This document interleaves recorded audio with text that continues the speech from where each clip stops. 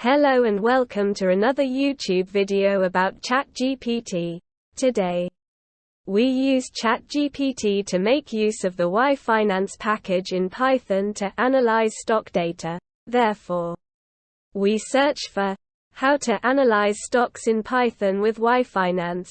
It provides us with an example script and a manual how the script works.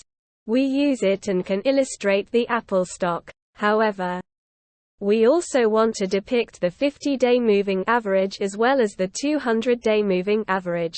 We add to ChatGPT that we want to add the 50-day moving average.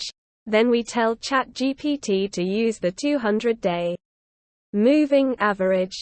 Finally, we manually include both subplot code fragments into the script and run it and can analyze further the Apple stock with pandas and matplotlib. Thank you for listening to the video.